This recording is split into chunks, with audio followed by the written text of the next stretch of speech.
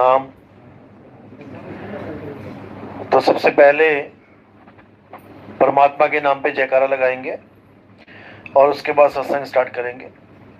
बोलिए परमपिता परमात्मा की, सदगुरु बंदी छोड़ कबीर साहिब की, सभी संतों की, सभी भक्तों की, सत्संग कराने वालों की, इनके माता पिता की, इनके बाल गोपाल की, सकल हंस को बंदगी, साहेब बंदगी, सतनाम। तो आज सीतापुर में सुशील दास भगत के यहाँ ये मूल ज्ञान का प्रोग्राम आयोजित किया गया है।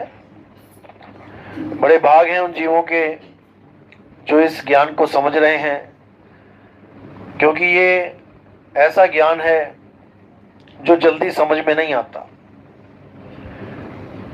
बहुत बहुत ज्यादा विवेकी अगर कोई हंस है तो भले वो पहली दूसरी बार में समझ जाए, नहीं तो इसको समझने में साल साल, दो दो साल, तीन तीन साल, चार चार साल तक लग जाते हैं, फिर भी ये पूरी तरह से समझ में नहीं आता। ऐसा क्यों होता है? क्योंकि पिछले गुरुओं ने, पिछले जितने भी सामाजिक जितने भी गुरु हैं, इन्होंने जो अज्ञान हमारे अंदर भर दिया है वो जल्दी निकलने का नाम नहीं लेता। क्योंकि हमें जिस चीजों पे विश्वास करवा दिया गया है, जिस अज्ञान पे विश्वास करवा दिया गया है, जिस माया के भंडार पे विश्वास करा दिया गया है, वो छूटने का नाम नहीं लेता। और जो परमात्मा है वो माया से रहित है। इसलिए जब कोई केवल परमात्मा की बात करता है तो उसको लगता है कि सारा कुछ छुड़वा दिया जा रहा है, जो मुझे पकड़ाया गया आज तक सभी छोड़ देंगे तो परमात्मा कैसे मिलेगा? भाई सब छोड़ के ही परमात्मा मिलेगा। क्योंकि तुम जो कुछ भी आज तक पकड़ते आए हो वही अज्ञान है। जब तुम सब कुछ छोड़ दोगे और अंत में जो तुम बच जाओगे वही परमात्मा है। क्योंकि परमात्मा को तुम छोड़ ही नहीं सकते, क्योंकि वो तुम में रमा हुआ है। दूध घी को कैसे छोड़ देगा? वो तो उसमें रमा हुआ है। इसी प्रकार तुम में परमात्मा रमा हुआ है, लेकिन तुम अपने आप को भूल के जितनी भी माया की चीजें हैं सबको पकड़ के बैठ गए हो, और इसी त्रिगुणी माया में खुद को भी माया ही समझ रहे हो कि मैं भी माया ही हूं। कैसे? अपने आप को शरीर जान के कि मैं लड़का हूं, मैं लड़की हूं, ये माया ही तो है। लड़का यानी लड़के का शरीर, लड़की यानी लड़की का शरीर। जो शरीर बदल रहे हैं, जो जन्म रहे हैं, जो मृत्यु को प्राप्त हो रहे हैं, वो माया ही है। लेकिन हम अजर अमर अविनाशी होते हुए भी अपने आप को माया समझ बैठे। इसीलिए साहिब ने बोला, माया महा ठगिनी हम जानी। ये इतनी ठगनी है कि कोई सोच भी नहीं सकता कि कैसे ठग जाती है लोगों को। केशव के कमला बन बैठी, शिव के भवन भवानी, माया महा ठगिनी हम जानी। तो इस माया से बचना बहुत मुश्किल है। इससे तभी बचा जा सकता है जब तुम अपने स्वरूप को जान जाओ। अगर तुम अपने स्वरूप को नहीं जान पाए तो बचना नामुमकिन है। क्योंकि जब तक अपने आप को नहीं जाना, जब तक कुछ ना कुछ तो मानोगे अपने आप को। ये अहंकार ही ऐसा है। अपने आप को आदमी छोड़ो, इस अहंकार में आदमी अपने आप को doctor, engineer, MLA, CM, PM मानने लग जाता है। कौन हो तुम? मैं सीएम हूं। ये नहीं कह रहा कि मैं एक इंसान हूं, क्योंकि इंसान तो इकाई है। सबसे पहले बच्चा पैदा होता है, ना तो इंजीनियर पैदा हुआ, ना डॉक्टर पैदा हुआ, ना कोई सीएम पीएम पैदा हुआ। सबसे पहले दुनिया में बच्चा ही आया, इंसान का बच्चा। तो अपने आप को इंसान भी बाद में बता रहा है, पहले इस देह के साथ और भी अहंकार जोड़ के बैठ गया है। मैं केंद्रीय महासचिव हूं, मैं प्रादेशिक महासचिव हूं, मैं ये हूं, मैं वो हूं। इसी में उलझा पड़ा, जबकि कुछ भी नहीं है। ये तो तुम्हें केवल एक कार्य दे दिया गया है इस दुनिया में, पेट पालने का। रिक्शे वाला रिक्शा चला रहा है क्योंकि पेट पालना है। डॉक्टर मरीज देख रहा है, डॉक्टरी कर रहा है क्योंकि पेट पालना है। इंजीनियर इंजीनियरिंग कर रहा है क्योंकि पेट पालना है। और साइंटिस्ट जितने भी खोजे कर रहा है, क्योंकि पेट पालना है, ये सब पेट का धंधा है, इससे ज्यादा कुछ नहीं।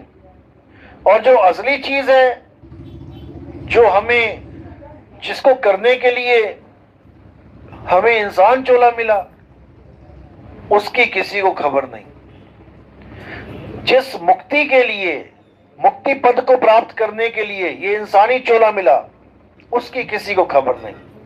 उसको तो ठंडे बस्ते में डाल रखा है कि जब आएगी देखी जाएगी। किसी को समझाओ कि भैया तेरी मौत आ जाएगी, उससे पहले कुछ इंतजाम कर ले, तो कहता है अरे आएगी देखी जाएगी। तब क्या देखोगे? फिर तो भागे भागे घूमोगे, कभी डॉक्टरों के पास, कभी ओझाओं के पास, अभी किडनी फेल हो जाए, अभी सब समझ में आ जाएगा।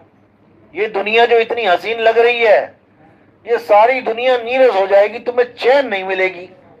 जिन गलियों में घूम के तुम्हें आनंद आता है, उस गली में खड़े होके भी तुम रोओगे, क्योंकि देह छूट रही है और तुम्हें समझ में आ गया है कि मेरी मृत्यु निश्चित है, अब मेरा समय आ गया है, काल भगवान अब मुझे खा जाएगा, कोई बचाने वाला नहीं है। किससे अरदास लगाओगे? कोई नहीं बचा सकता, भूल जाओ। और ये केवल भ्रम फैला दिया गया है कि हमें गुरु बचा लेता है। कौन सा गुरु? वो जो गद्दी पे बैठा है। ये भी तुम्हारा भ्रम है। कोई गुरु किसी चेले को नहीं बचा सकता। खुद तो जेलों में पड़े हैं, खुद तो बचने के लिए वकील कर करके बैठ रहे हैं, तब भी बाहर नहीं निकल पा रहे हैं। वो तुम्हें कैसे बचाएगा? इस भ्रम से भी बाहर आ जाओ। जो बचाने वाला गुरु है वो शब्द गुरु है, जो तुम्हारे अंग संग है।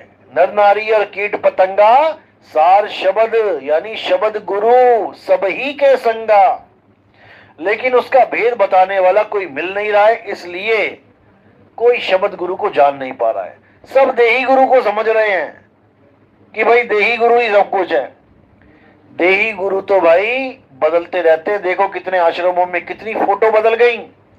पहली पातशाही बदल गई, दूसरी बदल गई, तीसरी बदल गई, चौथी बदल गई, पांचवी फोटो लग गई, छठी लग गई, छठी भी जाएगी, सातवीं लगेगी, सातवीं भी जाएगी, आठवीं लगेगी, ऐसे ही चलता रहेगा। तुम उस गुरु को गुरु मान बैठे हो जो चलते जा रहे हैं, बढ़ते जा रहे हैं, आगे पैदा हो रहे हैं और मर रहे हैं, तुम उनको मान बैठे हो। इसीलिए बार बार बार बार गर्भ में आना पड़ेगा। अब किसको मानना है? आदि अंत एको अवतारा, सोई गुरु समझो हमारा। उस गुरु को गुरु समझो जो आदि और अंत तक एक ही अवतार में है। यानी ना तो उसका कभी जन्म होता है, ना ही उसकी कभी मृत्यु होती है। वो जन्म मृत्यु से न्यारा है। और वो कौन है? वो देवों का देव, महादेव, आत्मदेव है। वो महादेव शिव शंकर नहीं है, वो देवों का देव, महादेव, आत्मदेव है। वो आत्मदेव जो सबको चला रहा है। ऐसा कोई नहीं है जिसको आत्मदेव नहीं चला रहा है। लेकिन आत्मदेव को ना जानकर लोग शरीर को गुरु मान बैठे हैं। अपने गले में लॉकेट लगा के घूम रहे हैं, उसमें शक्लें बनी हुई हैं। क्या हैं ये शक्लें? ये 84 लाख जूनों का एक रूप है। ये आंखें, ये नाक, ये कान, ये बाल, ये सब एक 84 लाख का जून का रूप है। तुम्हें कोई रूप पसंद आ गया, तुमने वो लगा ली। किसी ने कोई रूप पसंद कर लिया, उसने वो लगा ली। गुरुओं को भी बांट बांट के गले में लटका रखा है सबने, जबकि सारे जगत का गुरु एक है। उसी को वाहिद बोला है, उसी को परमात्मा बोला है। वो एक गुरु ही सबका गुरु है। उसी एक गुरु को साधना है, सबकी भक्ति हो जाएगी। सारे गुरु प्रसन्न, सारे देवी देवता प्रसन्न, सब पितर प्रसन्न, सब प्रसन्न हो जाएंगे उस एक को साधने पे। इसीलिए बोला एक साधे सब सधे, सब साधे सब जाए, और माली सींचे मूल को फूल पात जाए। बस उस मूल को सींच लो, उस परमात्मा को जान लो जो हमेशा तुम्हारे साथ है। वो तुमसे अलग हो ही नहीं सकता और तुम उससे अलग नहीं हो सकते, लेकिन भ्रमवश अलग हुए बैठे हो। बस इसी भ्रम को तोड़ देना है। इसी दुविधा को खत्म कर देना है। तो कहते हैं आत्मा परमात्मा एको करे, अंतर की दुविधा अंतर मरे। इस अंतर की दुविधा को खत्म करके आत्मा परमात्मा का मिलन करवा देना है, तब तो बात बन गई, नहीं तो कोई बात बनने वाली नहीं है। ऐसे ही जन्म मरण में धक्के खा के ऐसे ही निकल जाएंगे। तो साहिब ने बिल्कुल समझाया स्पष्ट कि तुम्हें परमात्मा से दूर करने वाली केवल और केवल माया है। इस माया को जान जाओ, ये माया क्या है। तो क्या है माया? सिंपल डेफिनेशन है माया की, गीता में बिल्कुल स्पष्ट बता रखा है। और कबीर साहब ने भी बोला है कि जो बदले सो माया, संतो जो बदले सो माया। जो भी चीज बदल रही है संसार में, गीता में भी यही बोला है, अर्जुन इस दुनिया में दो प्रकार के तत्व है। एक असत तत्व, असत तत्व तो शरीरों को जानो जो बार बार समय समय पे बदलते रहते हैं। तो जो बदल रहा है वो असत्य है। असत्य क्या है? माया असत्य है, माया ही असत्य है। कोई भी चीज जो बदल रही है वही माया है। और हम कर क्या रहे हैं? भक्ति के नाम पे हम उन हर एक चीज को पकड़ के बैठे हैं जो बदल रही है। हमने मंदिर पकड़े, मस्जिद पकड़े, गुरुद्वारे पकड़े। देखो जब पहली ईंट लगती है नींव में, वो बदल रही है, रोज बदल रहा है, रोज ऊंचा हो रहा है और ऊंचा हो रहा है। ऊंचाई बराबर हो गई, अब उस पर पुताई हो रही है, अब रंगाई हो रही है, रोज बदल रहा है, हर चीज बदल रही है। उसी को सब सत्य मान के बैठे हैं। मूर्ति देखो, मूर्ति बन रही है, किसी मूर्तिकार ने सड़क के किनारे देखो कितनी मूर्तियां रखी होती हैं, रोज बना रहा है, धीरे धीरे बन रही है, बढ़ा रहा है और बन रही है और बढ़ा रहा है, बढ़ने के बाद पुताई करके उसको रंगाई कर रहा है, रोज बदल रही है। उन्हीं बदलती हुई चीजों को हम पकड़ के बैठे हैं। वो धीरे धीरे धीरे खंडित होने की तरफ जा रही है, बन के तैयार हो गई है, धीरे धीरे उसमें से सीमेंट खुरना शुरू हो गया, धीरे धीरे कम हो रहा है। एक दिन वो इतनी कमजोर हो जाएगी कि कहीं पर भी पड़ी पड़ी, जैसे छत देखते हो, छत को कोई लेके जा रहा कहीं क्या? नहीं, लेकिन ऐसी कमजोरी आ जाती है कि सीमेंट झड़ने लग जाता है और अंदर के सरिये दिखाई देने लग जाते हैं। यानी कि ये भी रोज बदल रहा है, ये मकान भी आपका रोज बदल रहा है। देखो दीवारें जब बिल्कुल नया था तो कोई और रंग रूप था, और धीरे धीरे रंग कम होने लगा, धीरे धीरे मिट्टी निकलने लगी, सीमेंट निकलने लगा, धीरे धीरे मकान पुराना हो रहा है। ये भी बदल रहा है, रोज बदल रहा है। ये काया बदल रही है। बचपन में छोटे से थे, धीरे धीरे बढ़ने लगे, बढ़ते बढ़ते बढ़ते जवान हो गए, जवान होने के बाद फिर से पतन होना शुरू हो गया, धीरे धीरे कमर झुकने लगी, आंखें कमजोर हो रही हैं, सुनने की शक्ति खत्म हो रही है। ये सब माया है। इन्हीं चीजों में हम उलझे पड़े हैं। ये तन माया है, चाहे वो चेले का है चाहे गुरु का है। हमने तन में नहीं उलझना। तन तो एकमात्र जरिया है ज्ञान समझाने का। ज्ञान को समझ लिया बस, अब जुड़ना किससे है? अविनाशी से। अविनाशी की आरती गावे सत्य कबीर। उस अविनाशी को जानो, वो आत्मदेव है जिसके लिए बोला है गीता में, हे अर्जुन इस आत्मा को ना तो कोई शस्त्र काट सकता है, ना अग्नि जला सकती है, ना वायु सुखा सकती है, ना जल भिगो सकता है। अगर इस दुनिया में कुछ पूजनीय है तो वो केवल और केवल आत्मदेव है। आत्मदेव ही सब सृष्टियों को चला रहा है, चाहे कोई भी सृष्टि हो, बिना आत्मदेव के कोई नहीं चल रहा है। इसलिए जो भी चल रहे हैं वो जीव हैं, और जो अचल है वो आत्मदेव है। आप हम सुबह से लेकर शाम तक चलते हैं जीव अवस्था में, लेकिन जो आत्मदेव है वो अचल है। हे अर्जुन, आत्मा अचल है, नित्य है, शाश्वत है। अध्याय 2 24वां श्लोक पढ़ो उसको ध्यान से। यही अचल आत्मा पूजनीय है। इसके अलावा अगर कोई किसी और को पूजता है तो वो सनातनी नहीं है। सनातन धर्म क्या कहता है? सनातन धर्म कहता है कि उस अविनाशी की पूजा करो जो अचल है, जो कभी बदलता नहीं, बस वही सत्य है। लेकिन हम सनातन के नाम पे पता नहीं किस किस की पूजा करते जा रहे हैं, क्या क्या करते जा रहे हैं, हमें खुद नहीं पता कि हम कर क्या रहे हैं। हम तब असली चीज को समझ पाएंगे जब हम संतों की वाणियों को और गीता के ज्ञान को मैच करके देख पाएंगे। लेकिन बात है भेद की। गीता पढ़ने के बाद आपको आत्मा के बारे में पता तो लग जाएगा कि आत्मा क्या है, कैसी है, लेकिन आत्मा को प्राप्त कैसे करें ये गीता में नहीं बताया गया है। पूरी गीता पढ़ लो आप, एक भी श्लोक ऐसा नहीं मिलेगा जो सीधे आत्मा के साथ जोड़ने की बात कर रहा हो। आपको योग सिखा रहे हैं। गीता में नाक पे ध्यान करने को, त्रिकुटी में ध्यान करने को, श्वासों का अजपा जाप करने को, ये सब ज्ञान बताया है। मंत्र जपने को ये भी बताया है, लेकिन आत्मा को कैसे प्राप्त करें ये नहीं बताया है। इसका एक श्लोक में थोड़ा सा जिक्र है, वो भी ये नहीं है कि आत्मा को कैसे प्राप्त करें, उसमें जरिया बताया है कि आत्मा को कैसे प्राप्त किया जाए। हे अर्जुन, अगर तुम आत्म ज्ञान को प्राप्त करना चाहते हो, अध्याय 4 34वां श्लोक, अगर तुम आत्म ज्ञान को प्राप्त करना चाहते हो तुम ऐसे गुरु की शरण में जाओ जिसने आत्मा को जान लिया है।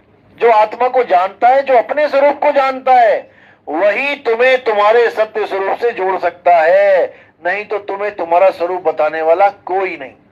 और जब तक तुमने अपना स्वरूप नहीं जान लिया तब तक तुम्हारा जन्म और मरण खत्म होने वाला भी नहीं, क्योंकि अंत मता सोगता, जो तुम अंत में अपने आप को मान के बैठोगे तुम्हें वही स्वरूप मिलेगा। जिसको तुम ध्याओगे तुम वैसे ही हो जाओगे। जैसे एक ऋषि ने हिरण पाला था और उसकी सुरता अंत में हिरण में चली गई, ध्यान में हिरण आ गया तो उसको हिरण का ही रूप धारण करना पड़ गया। इसी प्रकार जो भी किसी का रूप धारण करे, जो भी किसी के बारे में सोचेगा, अपने रूप के अलावा वो उसी का रूप धारण कर लेगा। इसलिए हे अर्जुन, जो सत्य को ध्याते हुए इस शरीर को छोड़ता है केवल उसे ही सत्य प्राप्त होता है। सत्य क्या है? सत्य हमारा आत्म स्वरूप है, जिसके लिए कबीर साहब ने बोला, शब्द हमारा तू शब्द का, सुन मत जा सरक, और जो चाहे निज रूप को शब्द ही ले परख। शब्द की परख करो। शब्द क्या है? क्योंकि गुरु हमें शब्द ही देगा, लेकिन कैसा शब्द देगा इसकी हमने परख करनी है। हमें दिया क्या गुरु ने? क्या उसने कोई मंत्र दे दिया शब्द के नाम पे? क्योंकि शब्द का मतलब मंत्र भी होता है, 2 या 2 से ज्यादा अक्षरों को मिलाने पर शब्द बनते हैं। क्या वो शब्द तो नहीं दे दिया? और उसके बाद अजपा जाप, इसको भी शब्द बोलते हैं। क्या अजपा शब्द तो नहीं दे दिया जो श्वासों के साथ चल रहा है? क्या अनहद शब्द तो नहीं दे दिया? ये आपने पहचान करनी है कि मुझे कोई मंत्र, कोई श्वासों के साथ क्रिया, या कोई कानों में उंगलियां डाल के अनहद सुनने के लिए बोल दिया, तो आपको सावधान होने की जरूरत है। ये क्रियाएं संत मत की नहीं है, ये क्रियाएं योग मत की हैं। ये सब योगी करते आए हैं आज तक, मंत्रों को जपते आए हैं। और साहिब क्या कह रहे हैं? तंत्र मंत्र सब झूठ है, इनमें न भरमे कोय, और सार शब्द जाने बिना कागा हंस ना होए। यानी कि मंत्रों के अलावा कुछ सार शब्द अलग चीज है। मंत्रों में सार शब्द नहीं है कि कोई कहे कि ओम सोम सत्य कबीर हो गया मंत्र, बन गया सार शब्द। नकली ज्ञान है ये, बिल्कुल नकली ज्ञान है। तंत्र मंत्र सब झूठ है और सार शब्द सत्य है। अजपा जाप को कोई कहे कि प्राणों में सार शब्द है, वो भी नहीं है। साहिब कह रहे हैं, मोको कहां ढूंढ रहे बंदे, मैं तो तेरे पास में, नहीं प्राण में, नहीं पिंड में, ना ब्रह्मांडाकाश में। इन प्राणों में भी नहीं है। कोई कहे कि सोहंग सोहंग जप लूंगा, ओम सोहम जप लूंगा, या इन प्राणों को देखता जाऊं, बस देखता ही जाऊं, आ रहे हैं, जा रहे हैं, आ रहे हैं, जिसको विपස්සना कह देते हैं। विपස්සना में यही करवाया जाता है। जो महात्मा बुद्ध का जितना भी अध्यात्म केंद्र है, ये ध्यान योग शिविर हैं जो लगते हैं, उसमें यही क्रिया बताई जाती है। पहले तो पूरे शरीर किसी भी अंग पे ध्यान करवा देंगे कि भौं पे ध्यान करो, कान पे ध्यान करो, उंगली पे ध्यान करो, यानी तुम्हारे ध्यान को एकाग्र करना सिखा देंगे कि कैसे एकाग्र किया जाता है। उसके बाद जब तुम्हें ध्यान एकाग्र करना आ जाएगा तब सारी एकाग्रता श्वासों में लगा देंगे। कि अब तुम केवल आती जाती श्वासों को देखो, बिल्कुल गलत ज्ञान है। तुम उसको देख रहे हो जो आ रही है और जा रही है और जो एक दिन खत्म भी हो जाएगी, तुम उसको देखने लग गए। जबकि साहिब कहते हैं आवे ना जावे, जन्मे नहीं मरे, सो निज पीव हमारा हो। जो आता नहीं है जाता नहीं है, हमने उसको देखना है। जैसे चांद को चकोर देखता है एक टक बिना गर्दन घुमाए, पूरी रात सीधे विहंगम चाल से वो चांद को देखता है, वो कहीं और नहीं देखता, सीधा निशाना। इसी प्रकार जो हमारा सीधा निशाना लगना चाहिए, कहां लगना चाहिए? उस अचल चांद में। चलो ये तो दुनियावी चांद है इसलिए चल रहा है, लेकिन जो हमारा असली चांद है, हमारा असली सूर्य है, वो अचल है, उस पे सीधे निशाना लगना चाहिए, तब तो मुक्ति होगी, अन्यथा नहीं होगी। तो ये आने जाने वाली जो सांसें हैं, ये भी गिनती की मिली है आपको। 21,600 सांसें रोज कम हो रही हैं। इस गठड़ी में से रोज 21,600 का खजाना खाली हो रहा है, लेकिन आपको पता भी नहीं चल रहा है कि कितना बैंक बैलेंस कम हो गया। रोज मैसेज आने लग जाए आपके मोबाइल पे कि 21,600 आपके अकाउंट से गए, भले आप करोड़पति क्यों ना, एक बात तो आपको झटका लग जाएगा कि रोज 21,000 कौन निकाल रहा है। लेकिन यहां पर रोज 21,000 जा रहे हैं और तुम बिल्कुल सुबह फ्रेश उठते हो जैसे कुछ हुआ ही नहीं है। भाई तुम्हारे पता नहीं कितने 21,600 चले गए और धीरे धीरे ये गठरी खाली होने वाली है। इसलिए साहिब ने बोला तेरी गठरी में लागा चोर, मुसाफिर जाग जरा। ये चोर लगा है, वक्त रूपी चोर, ये तेरी गठरी को खाली कर रहा है, हर 2 सेकंड 4 सेकंड में एक सांस खत्म कर रहा है। लेकिन हमें समझ में नहीं आ रहा, हम उसको नहीं समझ पा रहे हैं जो कभी खाली नहीं हो सकता। ये सांसें तो खाली हो रही हैं, कम हो रही हैं सांसें, तो जो खुद कम हो रही हैं तुम उस पर ध्यान लगाओगे तो तुम्हारा क्या बनेगा? तुम उस पे ध्यान धरो जो अनंत है, जो कभी खत्म हो ही नहीं सकता, जो कभी मर ही नहीं सकता, और वो एक ही चीज है, वो है आत्मा। उस आत्मा के अलावा, उस अविनाशी आत्मा के अलावा कुछ भी ध्यान योग्य नहीं है। जब मैं आत्मा कहता हूं तो उसको आत्मदेव समझा करो, उसको जीवात्मा मत समझ जाना। जीवात्मा तो चल अवस्था में है, आत्मा अचल है। तो जाप गया, अजपा गया, अनहद भी मर जाए। अगर किसी गुरु ने कान में उंगलियां डालने के लिए बोल दिया कि बेटा 2 घंटा सिमरन किया करो, नाम जपा करो, और आधा घंटा कानों में उंगलियां डाल के अनहद नाद को सुना करो, वो गुरु भी अधूरा गुरु है, वो भी सत्य ज्ञान को नहीं जानता, उसने भी जीवों को भरमा दिया। क्योंकि जितने भी आवाजें आ रही हैं ये अनहद नाद की, ये सब हमारे 5 तत्वों की ही आवाजें हैं। इन्हीं 5 तत्वों को, 5 धुनों को ये परमात्मा बना के पेश कर देते हैं, जबकि ये खुद नहीं समझ पा रहे कि परमात्मा एक है। तो 5 धुनें परमात्मा कैसे हो सकती हैं? फिर ये चालाकी करते हैं कि नहीं, शब्द तो एक ही है लेकिन अलग अलग रूहानी मंडलों से आ रहा है इसलिए बदल जा रहा है। तो भाई अगर अलग अलग रूहानी मंडलों में भी कोई चीज आके बदल रही है, वो भी माया के अंतर्गत आ गई, वो भी माया के अंतर्गत आ गई, क्योंकि बदल रही है। जहां बदलाव आ गया वहां पे माया आ गई, क्योंकि ये आवाज वो आवाज है ही नहीं जिसके बारे में कबीर साहब कहते हैं। कबीर साहब जिस आवाज की बात कर रहे हैं वो अजर अमर अखंड अविनाशी अपरिवर्तनशील आवाज है, जो कभी परिवर्तन नहीं होती, अखंड है। जो चीज बदल जाए वो खंडित है। जैसे दूध से दही बन गया तो दूध खंडित है, दही से मक्खन बन गया तो दही खंडित है, मक्खन से घी बन गया तो मक्खन खंडित है। इसी प्रकार अगर एक आवाज रूहानी मंडल बदलते ही बदल गई तो वो भी खंडित है, अखंड नहीं रही। इसी प्रकार साहिब कहते हैं नाम ही अखंड और सब खंडा, सार शब्द गर्जे बरमंडा। जो सार शब्द है वो गर्जना कर रहा है, अखंड है वो एक ही आवाज है। और जब वो आवाज आएगी तो तुम्हारे शरीर से इस सूरत को ऐसे बाहर कर देगी कि तुम हैरान हो जाओगे कि ये हुआ क्या मेरे साथ। और तुम्हें समझ में आएगा कि जिस परमात्मा को मैं ढूंढ रहा हूं वो परमात्मा मेरे साथ है, मैं अलग हो ही नहीं सकता उस परमात्मा से। ये तब समझ में आएगा जब आपकी सूरत को खींच के परमात्मा अपने में लीन कर लेगा, और उसके बाद तुम्हें समझ में आएगा कि पूरा समुंदर तुम खुद लेके घूम रहे हो अपने साथ। जैसे वाणी में आता है, कहते हैं समुद्र समाना बूंद में और बूझे बिरला कोई। बूंद समाना समुद्र में जानते हैं सब कोई।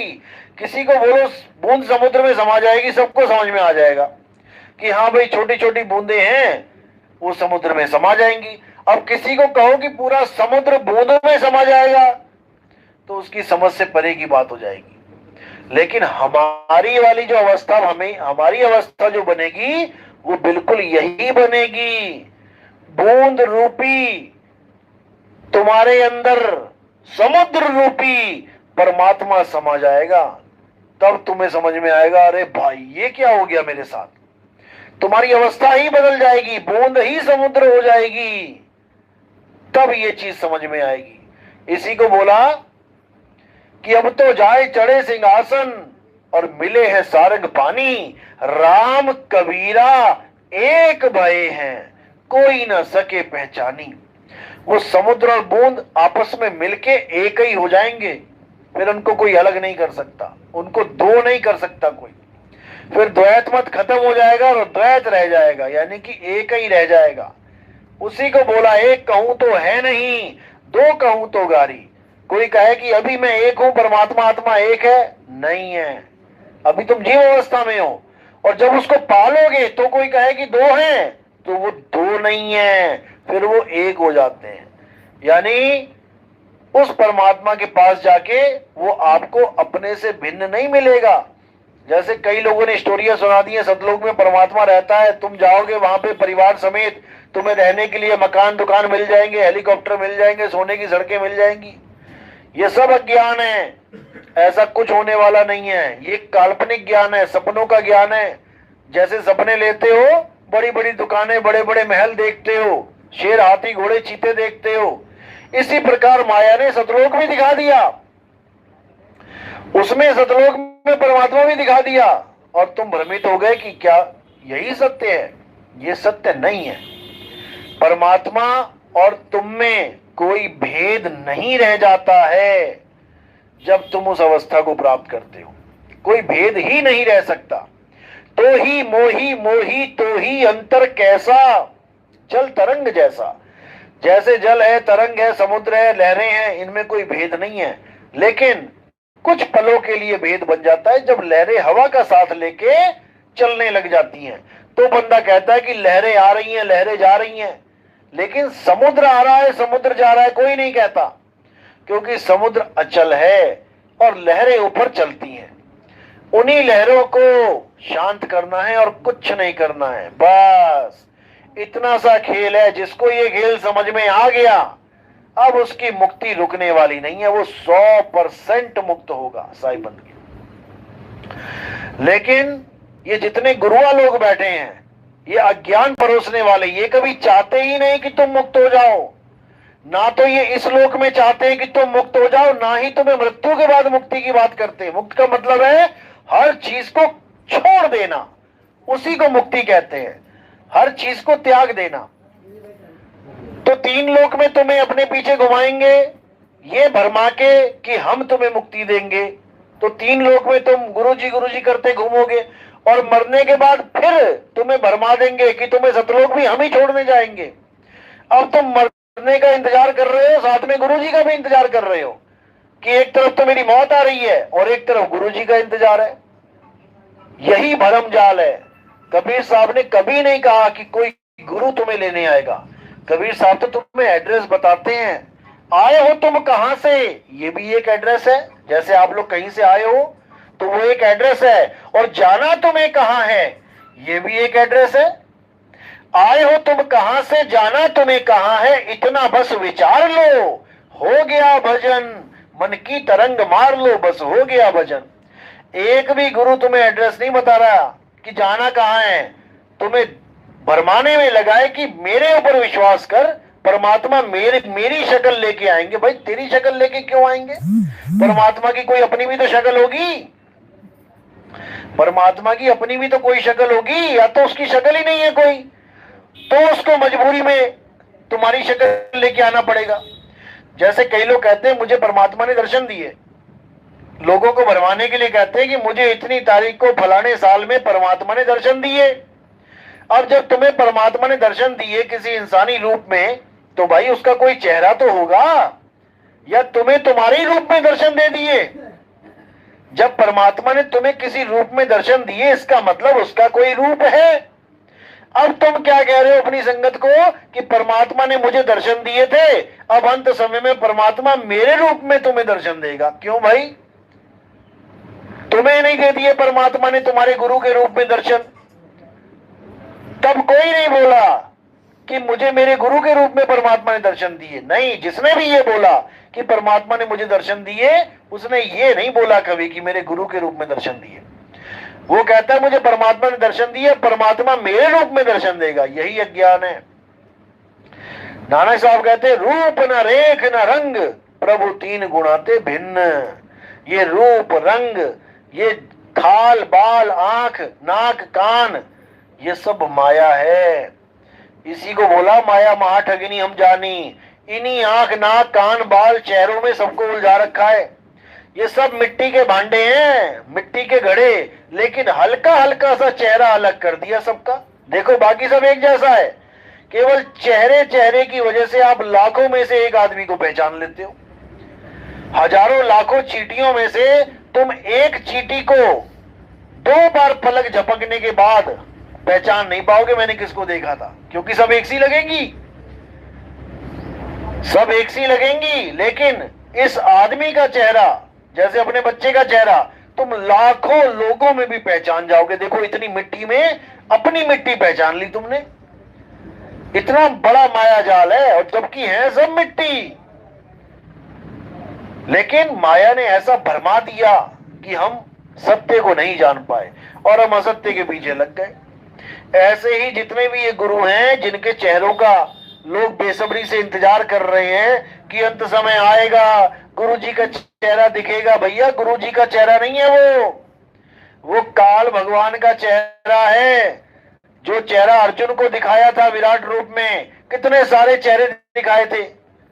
एक भगत कहता है इस्कॉन टेम्पल वाला, मैंने पूछा उससे, मैंने कहा ये कौन है भाई? कहते ये कृष्ण जी हैं। अरे मैंने कहा कृष्ण जी होते तो एक होते, इसमें बड़े बड़े राक्षस आगे फाड़ फाड़ के, मुंह फाड़ फाड़ के सबको खा रहे हैं, ये कौन है? तो वहां पे उसकी बोलती बंद हो गई। अब कैसे बोले कृष्ण जी हैं? क्योंकि वो तो आदमी को खा रहे हैं और ये लोग लहसुन प्याज नहीं खाते। कृष्ण जी आदमी को खा रहे हैं और ये लहसुन प्याज नहीं खाते, कहते तमोगुण है ये। तो वहां पर शांत हो गया, क्योंकि उसको भेद ही नहीं पता। विराट रूप दिखाने का मतलब ही क्या था? जब कृष्ण जी एक है तो एक रूप दिखाते। आसमान छोड़ो, आसमान को भी चीर के खड़े हो जाते अकेले, लेकिन अकेले तो नहीं दिखाए उन्होंने सब लोगों को खड़ा कर दिया। जितने भी इस दुनिया में पुरुष हैं, सारे पुरुष ही पुरुष खड़े हैं, एक भी स्त्री नहीं खड़ी है। विराट रूप देखो, उसमें एक भी स्त्री नहीं खड़ी करी है, क्योंकि वहां पर उन्होंने बोला है कि जितने भी पुरुष हैं ये सब मेरा ही रूप है, और मैं सारे जगत का नाश करने वाला काल हूं। काल रूप में सारे पुरुष काल रूप के हैं, और माया रूप में सारी स्त्रियां माया रूप में हैं, जग जननी के रूप में हैं। वहां पर सारी औरतों को खड़ा कर दो, ये उन औरतों का विराट रूप है। ये दुर्गा माता का विराट रूप है। सारी स्त्रियों को सामने खड़ा कर दो और सारे पुरुषों को खड़ा कर दिया, तो वो ब्रह्म का विराट रूप है। बस इसी को समझना है। लेकिन ब्रह्म का विराट स्वरूप परमात्मा का स्वरूप नहीं है भाई, ब्रह्म का स्वरूप है, काल का स्वरूप है। इसलिए बोला कि मैं ही काल हूं, जो सारे समाज को, सारे संसार को नाश करने के लिए आया हूं। अब बस इसी को समझ जाओ कि अगर तुम्हें कोई ऐसा गुरु मिल रहा है जो इन शक्लों में उलझा रहा है, तो वही काल है, वो काल के साथ ही जोड़ने आया है तुम्हें। चार भेद का भेदी होए, कहें कबीर सतगुरु है सोए। चार भेद का भेद न जाना, सो गुरु जम के हाथ बिकाना। उस गुरु ने तुम्हें जम के हाथ बेच दिया। तुम गए थे परमात्मा परमात्मा करते, तुम्हें काल भगवान के साथ जोड़ दिया। अब तुम इंतजार कर रहे हो किसका? एक शक्ल का। और किसकी शक्ल है वो? काल भगवान की शक्ल है। देव निरंजन सकल शरीरा, तामे भ्रम भ्रम रहल कबीरा। देव निरंजन सकल शरीरा। जितने भी संसार में जितने भी शरीर हैं, जितनी भी शक्लें हैं, ये सब देव निरंजन का सूक्ष्म रूप है। जैसे कहते हैं फौज और फौजी। फौज क्या है? विराट रूप है। और फौजी क्या है? ये एक एक अकेला अकेला फौजी खड़ा है। इसी को समझना है बस। अब इन सारे शरीरों से, इन सारी शक्लों से परे उस अविनाशी आत्मा को जानना, यही सत भक्ति है। और शरीरों की और शक्लों की भक्ति करना असत भक्ति है। असत भक्ति है तो भक्ति, लेकिन असत भक्ति है, क्योंकि इस दुनिया में दो प्रकार के तत्व हैं, एक सत एक असत। असत तो हे अर्जुन शरीर हैं जो पल पल बदलते रहते हैं। तो जो चीज बदल रही है और तुम उसकी भक्ति कर रहे हो तो वो असत भक्ति है। और सत्य केवल एक आत्मा है। अगर तुम आत्मा में रमण कर रहे हो, आत्मा में संतुष्ट हो, आत्म ज्ञान में परिपूर्ण हो, फिर तुम्हें किसी अन्य की जरूरत नहीं रह जाती। अध्याय 3 18वां श्लोक। हे अर्जुन, स्वरूप सिद्ध व्यक्ति किसी अन्य जीव पर निर्भर नहीं रह जाता। उसे किसी की जरूरत नहीं है, वो अकेला ही सिद्ध है। वो तो केवल इंतजार कर रहा है कि कैसे केले के छिलके की तरह इस शरीर को अलग करके अपने स्वरूप में स्थित हो जाऊं। इसके अलावा वो किसी आस में नहीं बैठा है कि मैं सतलोक को जाऊंगा, सोने की सड़कों पे टहलूंगा, काजू बादाम किशमिश खाऊंगा। ऐसा कुछ नहीं है कि कोई कहे मैं अलग लोक को जाऊंगा, वहां पर ऐसे रहूंगा वैसे रहूंगा। ऐसा कुछ नहीं है। लोक अलोक शब्द है भाई, और जिन जाना तिन संचय जाई। लोक अलोक शब्द है भाई, शब्द ही है सतलोक, शब्द ही है अनामी लोक, शब्द ही है अलख अगम लोक। यानी जो कुछ है वो शब्द ही है, और शब्द में ही तुमने समाना है, किसी सतलोक को नहीं जाना है। जितने गुरुओं ने आज तक सतलोक की महिमा गाई है कि सतलोक जाओगे, फिर वहां से आगे पहुंचोगे, सतपुरुष को छोड़ दोगे, आगे अगम पुरुष मिलेगा, फिर अलग पुरुष मिलेगा, अनामी पुरुष, ये सब अज्ञान है। इन्होंने खुद ज्ञान को ना समझ के 4-5 परमात्मा खड़े कर दिए तुम्हारे सामने।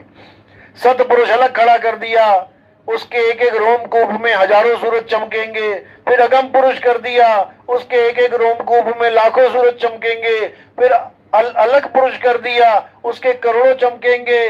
फिर अनामी पुरुष कर दिया, उसके अरबों खरबों चमकेंगे। बताओ, चमकने चमकने पर ही सारे परमात्मा भिन्न कर दिए इन्होंने, अलग अलग खड़े कर दिए। यही अज्ञान है भाई। इतने सारे परमात्मा नहीं है, परमात्मा एक है, और उस एक को जानना है केवल। ये तो इन्होंने बल्ब होता ना वाट, ये 0 वाट का, ये 10 वाट का, ये 50 वाट का, 100 वाट का, इन्होंने बल्ब बना दिया परमात्मा को, केवल वाणियों को ना समझने के कारण। कबीर साहब ने जिक्र किया इनका, लेकिन उन्होंने ये भी बोला है कि मेरी गाय गाएगा तो 3 लोक में धक्के खाएगा, और मेरी गाय बूझेगा सतलोक को सूझेगा। जो मेरी गाय को केवल गाएगा, मैंने कह दिया परमात्मा के 16 पुत्र थे, और वो भी कह रहा है गुरु भी कि परमात्मा के 16 पुत्र थे तो मारा गया, क्योंकि मैंने हर बात में कोड लगा रखे हैं, हर बात में भेद है। मैंने कह दिया परमात्मा का पहला पुत्र कुरुम है, और उठा के लोगों ने कुरुम यानी कछुए की फोटो बना के सतपुरुष के बच्चे का पहला रूप बना दिया कि कुरुम यानी कछुआ पहला पुत्र है। मारे गए। क्यों? क्योंकि मेरी गाय गा रहे हैं, इसलिए 3 लोक में धक्के खा रहे हैं। मेरी गाय बूझेगा। मैंने 16 पुत्र बोले तो 16 ही क्यों बोले, इसको समझना है। मैंने कुरुम बोला तो कुरुम ही क्यों बोला, मैंने जलरंगी बोला तो जलरंगी ही क्यों बोला, इसके पीछे सारे भेद होते हैं। इन भेदों को जो खोल के समझा देता है वही सतगुरु होता है, क्योंकि जो बोल रहा है असल में वही खोल रहा है, लेकिन लोगों को समझ में नहीं आता। लोग सोचते हैं कि दुनिया में हजारों सतगुरु नहीं, सारी सृष्टि में एक सतगुरु होता है और वो शब्द गुरु होता है। उसके अलावा कोई गुरु है ही नहीं। ये तो बन बैठे हैं। आपका एक पिता है।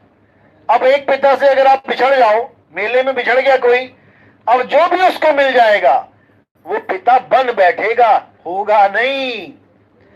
इस प्रकार जितने भी तुम्हें मिल रहे हैं ये गुरु लोग, ये पिता नहीं है, ये गुरु नहीं है, ये बन बैठे हैं गुरु, और तुम्हें कह रहे हैं कि हम ही सतगुरु हैं। ऐसा नहीं है। सतगुरु एक है और वो 4 दाग से न्यारा है। अगर कोई गुरु कहता है कि मैं 4 दाग से न्यारा हूं तो आ जाए सामने, एक भी नहीं आएगा। वाणी कह रही है 4 दाग से सतगुरु न्यारे, अजरो अमर शरीर, और कोई गाड्डे कोई अग्नि जरावे और ढूंढ न पाया शरीर, जपोरे मन केवल नाम कबीर। इसको समझना पड़ेगा। बहुत से लोग गीता को और कबीर साहब के ग्रंथों को एक मान बैठते हैं। एक नहीं है भाई। जैसे पहली से लेके 10वीं तक हर स्कूल का ज्ञान एक सा लगेगा आपको। जैसे एक ही बोर्ड है, यूपी बोर्ड, तो सब किताबें बराबर ही लगेंगी। लेकिन जहां 12वीं का ज्ञान आ गया और दूसरे स्कूलों का भी 12वीं का है, वो भी एक लगेगा। लेकिन जहां एक और आगे बढ़ा दिया 13, तो वो बिल्कुल चेंज हो जाता है। 13 तक आते आते सारे बस्ते गायब हो जाते हैं।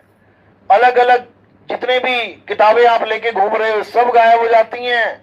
यहां तक कि यूनिफॉर्म भी आपकी गायब हो जाती है। कॉलेज में तो कुछ और ही चलता है सिस्टम, यानी पूरा सिस्टम ही चेंज हो जाता है 13 तक आते आते। इसी प्रकार जो गीता का ज्ञान है उसको 12 तक का ज्ञान समझो, और जो कबीर साहब का ज्ञान है वो 13वीं की पढ़ाई है, वो 13वीं की पढ़ाई है। लेकिन लोग उसको नहीं समझ पाते। ये तो सांकेतिक ज्ञान वैसे भी दिया गया। तो कहते हैं जैसे कृष्ण जी मक्खन खाते थे, माखन खाते थे ना। अब इसके पीछे भी भेद है। कृष्ण जी माखन खाते थे और कबीर साहब ने अपनी वाणी में घी का जिक्र किया है। घृत कबीरा पी गया और छाछ पिए संसार। कबीर साहब घी को पीने का जिक्र कर रहे हैं और कृष्ण जी मक्खन को खाने का जिक्र कर रहे हैं। अब इसको समझना है आपने। केवल जब दही को मथा जाता है तो दही में से 2 चीजें निकलती हैं, एक तो लस्सी और एक मक्खन। अब लस्सी कौन पी रहा है? वो तो संसार पी रहा है, असार। और जो मक्खन है उसको कृष्ण जी खा रहे हैं। अब मक्खन मूल नहीं है, मक्खन भी मूल नहीं है, मक्खन भी बीच की स्टेज है। घी तक पहुंचते पहुंचते बीच में मक्खन आएगा, लेकिन जो मक्खन खा रहा है वो ब्रह्म ज्ञान तक स्थित है, जो मक्खन से भी आगे निकल जाएगा। जहां वाणी में आता है घृत यानी घी, घृत कबीरा पी गए और छाछ मले, छाछ पिए संसार। छाछ यानी लस्सी, तो यानी कि जो घी है, जो सार है, जो मक्खन से भी आगे की बात है, वहां पे कबीर साहब ने कब्जा कर रखा है। और जो ब्रह्म ज्ञान है वहां पर गीता के ज्ञान ने कब्जा कर रखा है। गीता का ज्ञान ब्रह्म ज्ञान है, लेकिन लोगों को समझ में नहीं आ रहा है। हालांकि बोला यह भी गया है गीता में कि मैं ही उस ब्रह्म का आश्रय हूं, यानी मेरी वजह से भी ब्रह्म स्थित है। लेकिन कहीं पर भी ऐसा जिक्र नहीं है कि पार ब्रह्म को पाने का कोई जिक्र किया गया हो, कोई विधि बताई गई हो। ये नहीं है गीता में। अगर किसी को लगता है कि कोई ऐसा श्लोक है गीता में जो पार ब्रह्म की बात कर रहा है, उसको पाने की विधि बता रहा है, विधि, तो ऐसा मेरे साथ संपर्क करें, ऐसा कोई नहीं है। तो यही इसी को समझना है, क्योंकि हर वाणी में गुप्त कोड होते हैं और इन कोड को खोलते खोलते खोलते आपकी बुद्धि में जितने भी ताले लगा रखे हैं काल भगवान ने, ये सब खुलने लग जाएंगे। हर चीज आपके सामने, ऐसे लगेगा सारी वाणियां मेरे ही ऊपर बोली गई हैं। हर वाणी आपके ऊपर आके ही खत्म हो जाएगी। इसके अलावा कुछ बचेगा ही नहीं। क्योंकि कबीर साहब की जो वाणी है उसको दोहे बोलते हैं। वो दिखता एक है लेकिन अर्थ दो हैं, अर्थ दो हैं, दो है, ये एक नहीं है, दो है। लेकिन एक दुनियावी है और एक आत्मिक है। दुनियावी तो आपको लगेगा कि ये तो दुनिया की बातें कर रहे हैं कबीर साहब, और जब उसी को आत्म मंथन करोगे, उसी दोहे को जब अध्यात्म में लेके आओगे, तुम कहोगे अरे भाई ये तो बात ही सिरे की कर दी उन्होंने, इसके आगे तो कोई ज्ञान ही नहीं है। तो कबीर साहब के जो दोहे हैं ये सच में दो हैं, लेकिन इनको बताने वाला, इनको समझाने वाला और उस अवस्था तक पहुंचाने वाला कोई भेदी गुरु मिल जाए तब बात बनती है। बिना अनुभव ज्ञान के कोई भी वाणी ज्ञान आपका कोई साथ नहीं देगा। वाणी ज्ञान का मतलब है कि आपको रास्ते का पता बता रहा है वो। जैसे आपके हाथ में गाइड मिल गई, गाइड आ गई, कोई एटलस आ गई, आपको पता लग गया यहां से लेके कश्मीर तक का रास्ता कैसे है, जैसे गूगल मैप है, आपको समझ में आ गया। अब लेकिन तुम चलो ना तो तुम यही सीतापुर में बैठे रह जाओगे। भले तुम मोबाइल में देख रहे हो कि यहां से दार्जिलिंग जाने में, यहां से पटना जाने में, यहां पे कैसे रास्ता है, कितने किलोमीटर है, लेकिन तुम चलो ना तो वो देखा ना देखा बेकार है, वाणी समझी ना समझी बेकार है। इसलिए साहेब ने साफ बोला है, कथनी कथे सो पुत्र हमारा, करनी करे सो पुत्र हमारा, कथनी कथे सो नाती, और रहनी रहे सो गुरु हमारा, हम रहनी के साथी। करनी करे सो पुत्र हमारा, जो मेरी वाणियों को समझ के करनी में उतर गया, यानी उसने शुरू कर दिया करना, वो मेरा पुत्र है। और कथनी कथे सो नाती, जो मेरी वाणियां कथ रहा है लेकिन उसको समझ में ही नहीं आ रहा करना क्या है। जब समझ में ही नहीं आ रहा करना क्या है तो वो करेगा क्या, कुछ भी नहीं कर पाएगा, वो केवल कथनी कथेगा। वो मेरा नाती हो गया, यानी मेरा है तो रिश्तेदार, क्योंकि मेरी बात कर रहा है, लेकिन परिवार किसी और का चला रहा है। वो नाती अपना परिवार नहीं चलाता, नाती का सरनेम होता है किसी और का। तुम त्रिवेदी हो तो वो चतुर्वेदी है, तुम शुक्ला हो तो वो कुछ और है, तो वो किसी और का पंथ चला रहा है। यानी कि काल दूतों की बात की जा रही है कि मेरी वाणी गा रहे हैं, कथनी कथ रहे हैं, लेकिन करनी नहीं कर रहे हैं जो मैं करने को कह रहा हूं। तो कह रहे हैं करनी करे सो पुत्र हमारा, कथनी कथे सो नाती, रहनी रहे सो गुरु हमारा। रहने का मतलब क्या है, जो उस शब्द में रहने लग जाए, जिसकी सुरता उस शब्द में रहने लग जाए, वो मेरा गुरु है। यानी उसमें और मुझ में कोई फर्क नहीं है। रहनी रहे सो गुरु हमारा, हम रहनी के साथी।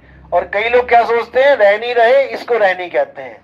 ये सफेद कपड़े पहन लिए और बढ़िया सज लिए, चंदन लगा लिया और बढ़िया सब कुछ सज लिए, इसको रहनी समझते हैं लोग। ये रहनी नहीं है, ये तो तुम कपड़े पहन के भी यहीं रह रहे हो, तुम्हारी जरूरत यहीं बसी है तीन लोक में। माया के गुलाम हुए बैठे हो तो कैसे रहोगे वहां पे। रहने का मतलब है चलते फिरते उठते बैठते नहाते धोते तुम्हारी सूरत शब्द में जुड़ी रहे, तुम्हें अपने असली स्वरूप का ध्यान रहे, तुम हमेशा जागृत रहो, सो ना जाओ। इसीलिए बोला मैं कहता हूं जागृत रही हो और तू जाता है सोई रे। मैं कहता हूं जागृत रह, यानी अपने निज स्वरूप में रह, तू हमेशा तैयार रहे इस शरीर को छोड़ने के लिए। कभी भी किसी भी पल तुम्हारी मृत्यु हो सकती है। देखो लोग डांस करते करते मर जा रहे हैं, डांस करते करते अल्लाह को प्यारे हो जा रहे हैं। उनको कब समय मिला कि कोई मूर्ति पूज लेते या कोई कलमा पढ़ लेते, नमाज पढ़ लेते, उनको तो कोई समय ही नहीं मिला। बिना राम राम किए ही डांस करते करते मरी जा रहे हैं, तो कैसा बचे। उसके लिए क्या बोला, नाम उठत नाम बैठत नाम आठों जाम रे। ऐसा नाम लो भाई जो उठते बैठते नहाते धोते हमेशा तुम्हारे अंग संग है, तुम्हारी हमेशा सूरत नाम में रंगी है।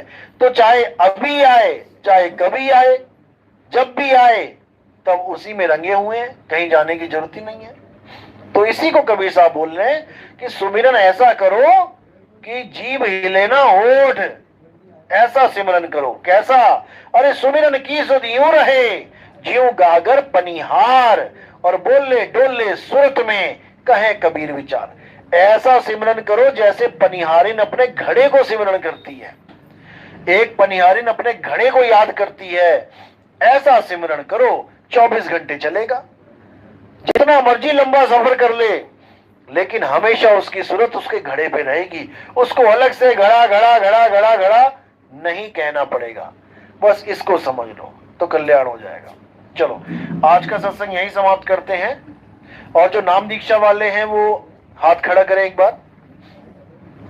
अच्छा आप ही हैं, चलो ठीक है। अब नाम दीक्षा के बाद अगला सत्संग लखनऊ में होगा कल आशियाना में। जो भी भगत लखनऊ में आना चाहते हैं वो मुझे संपर्क करें, मैसेज करें, तो मैं उनको नंबर दे दूंगा, एड्रेस दे दूंगा, आप वहां पे भी आ सकते हैं। बोले सतगुरु बंदी छोड़ सतगुरु सत्य कबीर साहिब की सदा ही जय हो। साहिब बंदगी सत्य।